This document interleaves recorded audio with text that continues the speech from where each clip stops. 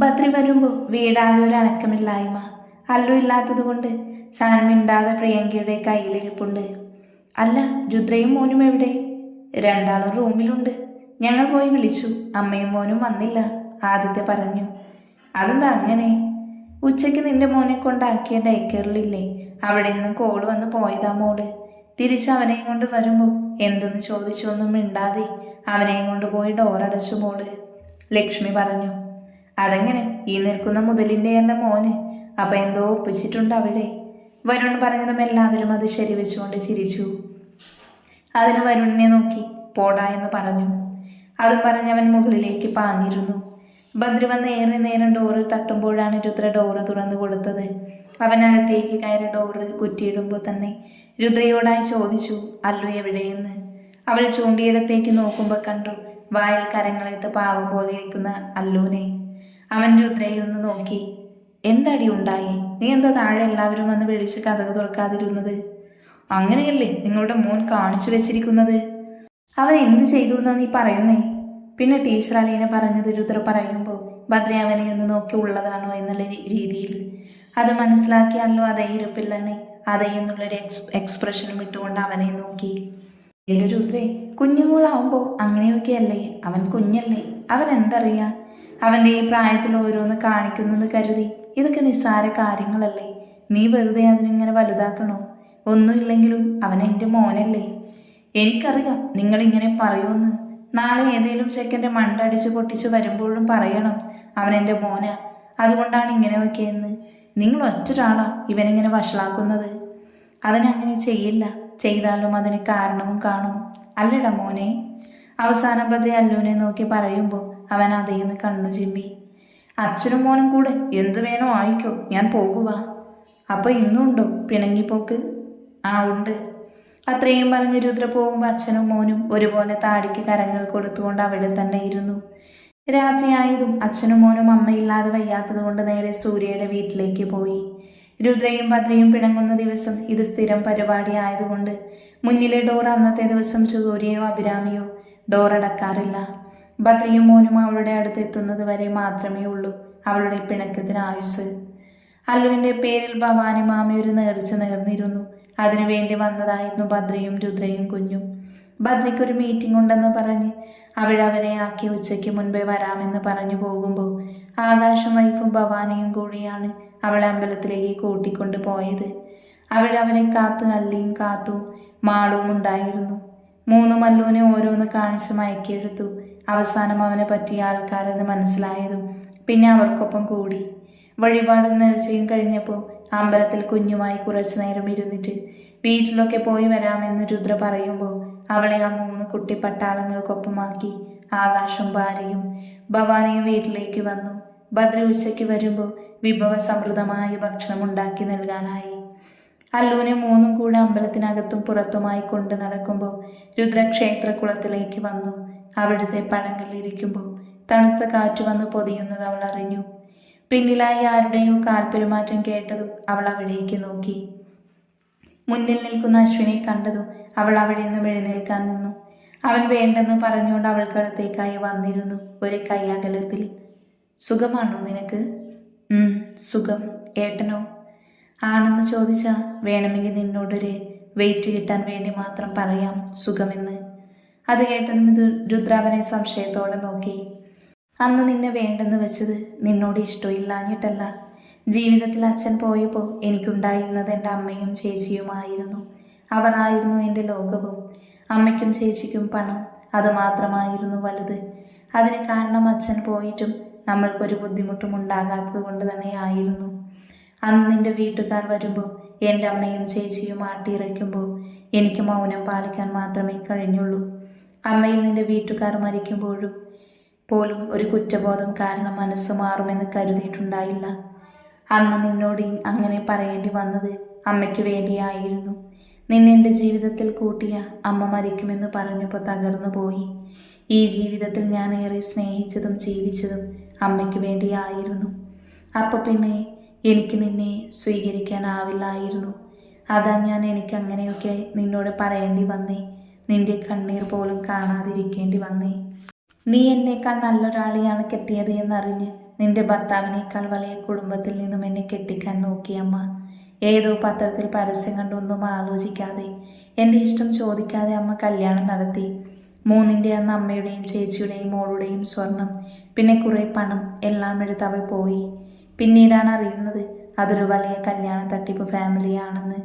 ഞാൻ മാത്രമല്ല, എന്നെ പോലുള്ള പലരും അവരുടെ വലയിൽ വീണുപോയെന്ന്. പോയ സ്വർണം പണം തിരിച്ചു കിട്ടാതെ വന്നപ്പോൾ അമ്മ വീണു.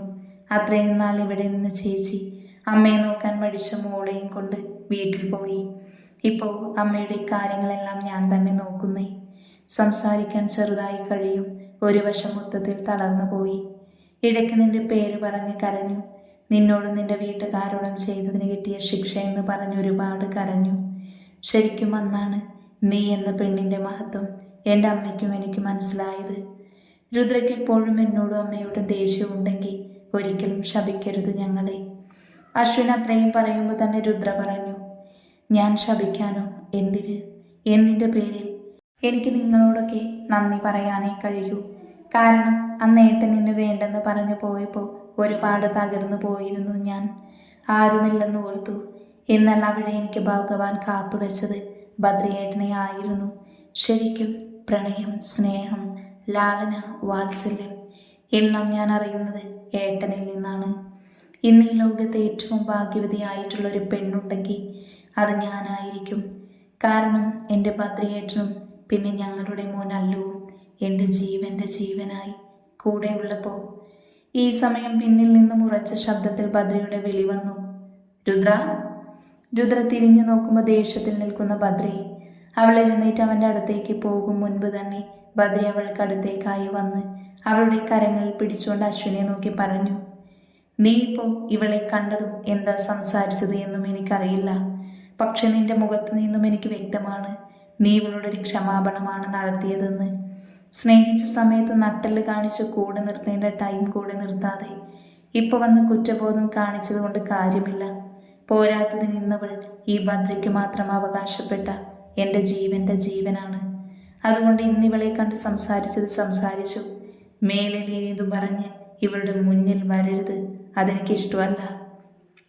അത്രയും പറഞ്ഞ് രുദ്രയെ അവൻ ചേർത്ത് പിടിച്ചുകൊണ്ട് പോകുമ്പോൾ തന്നെ അശ്വിൻ മനസ്സിലാക്കിയിരുന്നു ബദ്രി അവളെ എത്രമാത്രം സ്നേഹിക്കുന്നു എന്ന്.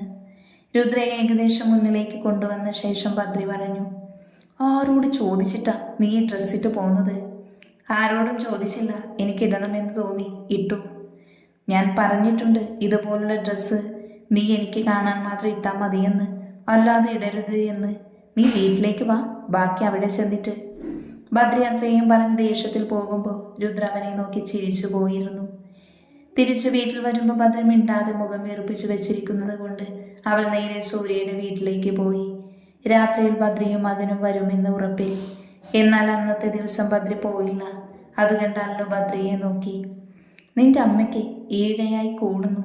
നമ്മൾ രണ്ടാളും എപ്പോഴും അങ്ങോട്ട് പോയി താഴ്ന്നു കൊടുക്കുമെന്ന് അവൾക്കറിയാം. അതാ ഇന്ന് അവളായി വരുമോന്ന് നോക്കട്ടെ, ഇല്ലെങ്കിൽ എനിക്കറിയാം എന്ത് വേണമെന്ന്. ബദ്രി അത് പറഞ്ഞെങ്കിലും രുദ്രയില്ലാതെ അവന് പറ്റുന്നില്ലായിരുന്നു. അൽവിന് ഉറക്കം വരുന്നുണ്ടായിരുന്നു. രുദ്രയുടെ ചൂട് പറ്റി ഉറങ്ങി ഉറങ്ങി അതില്ലാതെ അവനും പറ്റില്ല. അപ്പോഴും ബദ്രി വാശിയിൽ നിന്നും പിന്മാറിയില്ല. അവിടെയാണെങ്കിൽ രുദ്രയുടെ അവസ്ഥയും അതുതന്നെ.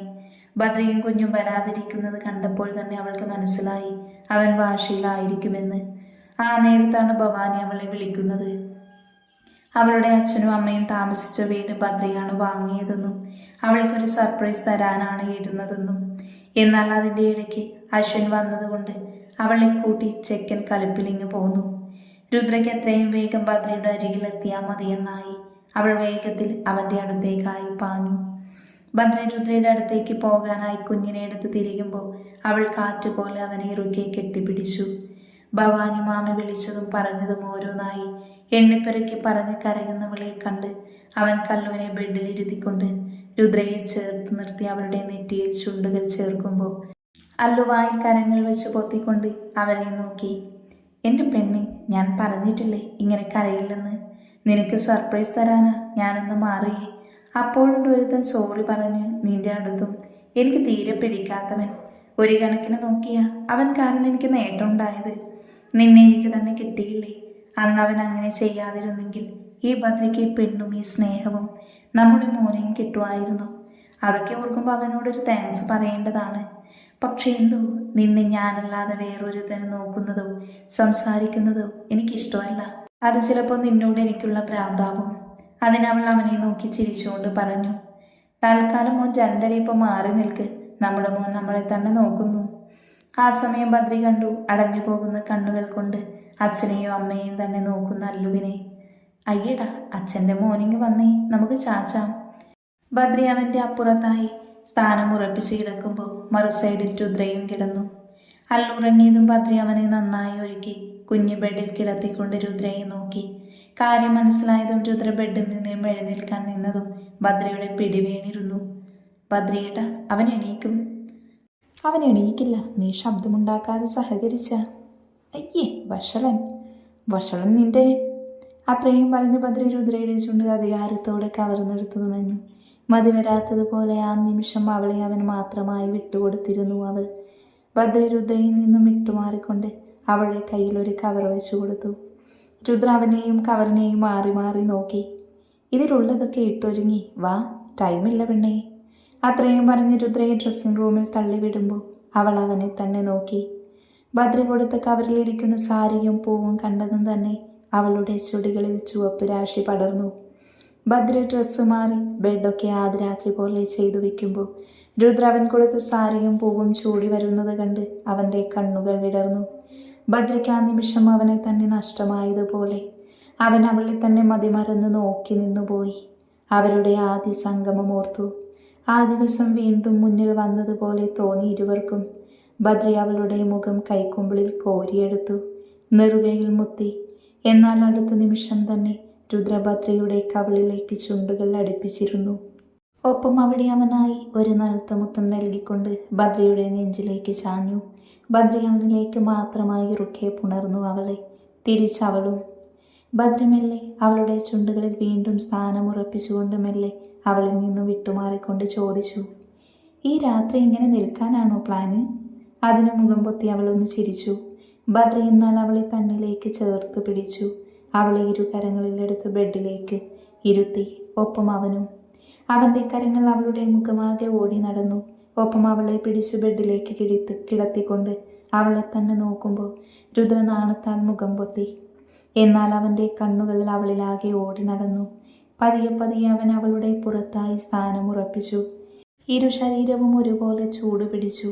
അവളിലെ ഓരോ അണുവിലും ബദ്രി വീണ്ടും സ്ഥാനം ഉറപ്പിച്ചുകൊണ്ട് അവളുടെ മേനിയാകെ നുണഞ്ഞും രുചിച്ചും ഉയർന്നും താണും കൊണ്ടിരുന്നു. ആ സമയം അവളുടെ ശരീരങ്ങൾ ഒന്നായി മാറിയിരുന്നു. വസ്ത്രങ്ങൾ അടർന്നു മാറിയതുപോലും ഇരുവരും അറിഞ്ഞില്ല.